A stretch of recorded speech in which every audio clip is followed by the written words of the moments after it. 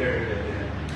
پختونخوا میں ایک محمود خان کی خیر ہو باقی خیر کے کہتے ہیں.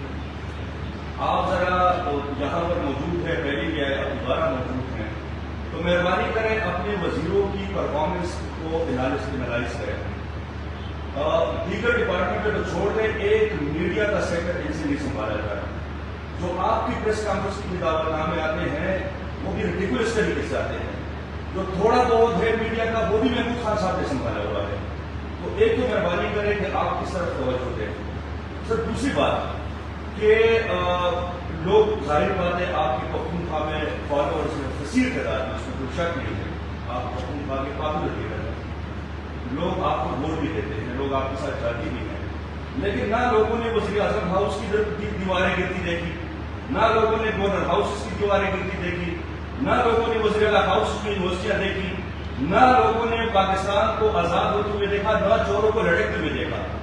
اب آپ اگر دوبارہ لوگوں کو انگیج کر کے اسلام آباد پہ چڑھائی کرنے کے لیے جائیں گے تو کون سا نیا نعرہ ہے؟ اور ایک بات خان صاحب، آپ کی ٹیموں نے یوٹیوبرز اور کی بورڈ واریئر سے پاکستان فتح کرنے کی کوشش کی. ماضی میں پختونخوا کے ساتھیوں کو آپ لوگ بلا چکے تھے 3.5 سالہ وزیر اعظم دور میں. اب یوٹیوبر سے اور کی بورڈ واریئر سے تو امریکہ، یورپ اور نیٹو کے ممالک افغانستان فتح نہیں کر سکے، آپ اسلام آباد کیا فتح کریں گے؟ اور سر گلی گلی کوچے کوچے میں لوگ آرمی جنرلز کو گالیاں دے رہے ہیں. اب یہ تربیت کس نے دی؟ ٹویٹر پہ یہ کون لوگ ہیں؟ یہ پی ٹی آئی کے لوگ ہیں. آپ اپنے ورکر کو پاکستان کے اداروں میں خصوص آرمی اور جو عدلیہ ہے اس کے حوالے سے کیا پیغام دیں گے کہ جو آرمی جنرل کے حوالے سے یہ پیغام آپ نے کہا تھا کان میں پیغام پہنچا دیں، تو میرے خیال سے ہر کان تک پہنچ چکا ہے، گالیاں پڑ رہی ہیں. تو آپ اپنے اب عوام توقع کر رہے ہیں کہ آپ اپنے ورکر کی تھوڑی سی تربیت کر لیں. آپ بھلی بالکل آپ اپنی تحریک چلائیں، ان چوروں کے خلاف چلائیں، پاکستان کو فتح کریں، فتح کر کے دوبارہ آپ عوام کی خدمت کریں. لیکن یہ جو نفرت کی سیاست ہے اور یہ غیر گروہ کی سیاست ہے، اس حوالے سے آج اپنے ورکر کو پیغام دیں گے.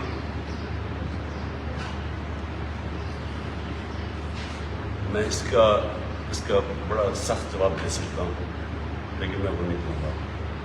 میں صرف آپ کو ایک بات بتانا چاہتا ہوں کہ کوئی فتح نہیں کرتا. آپ الیکشنز کو جب آپ اناؤنس کرتے ہیں کہ ہم ملک میں الیکشنز کروانا چاہتے ہیں تو آپ فتح نہیں کرنا چاہتے. آپ جو لوگ چاہتے ہیں ان کی رائے پہ آپ آنا چاہتے ہیں، جس کو مرضی پبلک کر دیں.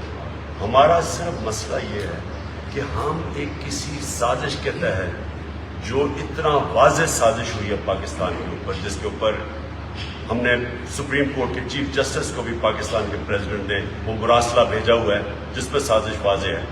ہم صرف یہ کہہ رہے ہیں کہ ہم کسی امپورٹڈ باہر سے کسی حکومت کو اوپر نہیں دیکھنا چاہتے، کیونکہ ایک آزاد ملک ہے. لوگ ہمارے بڑوں نے آزادی کی پوری تحریک پہ شامل ہو کے آزاد کیا تھا. جو بھی قوم جس کو ووٹ دینا چاہتی ہے بسم اللہ. ہم تو صرف یہ نہیں چاہتے کہ کوئی ہمارے اوپر امپوز کیا جائے. باقی یہ جو ساری آپ نے باتیں کی ہیں مجھے تو سمجھ نہیں آ رہی کہ کی بورڈ واریئرز اور یہ اور وہ. آپ کو پتہ ہے کہ سوشل میڈیا کو آج تک کوئی کنٹرول نہیں کر سکا. آپ کو اندازہ ہے، آپ ٹرینڈ چلائیں سوشل میڈیا پہ، آپ کوئی ٹرینڈ چلاتے ہیں وہ اگر لوگ اس کو فالو نہیں کرتے وہ کل ختم ہو جاتی ہے. ٹرینڈ چلتی ہے. یہ سوشل میڈیا ایک وہ چیز ہوئی ہے جس نے عوام کو ڈیموکریٹائز کر دیا ہے. سارے عوام کے پاس آواز آ گئی ہے. جس کے پاس فون ہے اس کے پاس آواز ہے، وہ اپنی آواز سامنے رکھ دیتا ہے. تو اس کو تو کوئی کنٹرول نہیں کر سکتا. یہ غلط فہمی جی آپ نفرتیں پھیلا رہے ہیں. نفرتیں میں پھیلانا چاہتا جو کل حالات تھے وہاں نفرتیں آپ نے تب دیکھ لی تھی کیسے پھیل رہی ہیں جو آگے کل انتشار ہونا تھا. ہم اپنی طرف سے ملک کو اکٹھا کرنے کی کوشش کر رہے ہیں، یونائٹ کرنے کی کوشش کرتے ہیں. ہر جگہ کوشش کرتے ہیں کہ چاروں صوبوں یونائٹ ہو. کوئی صوبہ کوئی یہ جو لسانیت نہ ہو، کوئی صوبیات نہ ہو. ایک ملک کو ایک قوم بن کے نکلے. کوشش کر رہے ہیں کہ سارے طبقے اکٹھے مل کے چلے. نظریہ پاکستان اس لیے کہ اس کے اوپر ساری قوم اکٹھی تھی، اس کو اس لیے سامنے لے کے آ رہے ہیں، جس کو آپ دین بیچ پہ لے کے آ رہے ہیں. پاکستان بنا ہی ایک نظریے کے اوپر تھا، نہیں تو بننے کی ضرورت کیا تھی. تو اس لیے قوم کو اکٹھے کرنے کی کوشش کر رہے ہیں. یہ جو آپ نے باتیں کی ہیں بالکل آپ نے غلط کی ہیں اور ایک غلط قسم کی تقریر کر دیا بیٹھ کے یہاں جو یہ پریس کانفرنس ہو رہی ہے.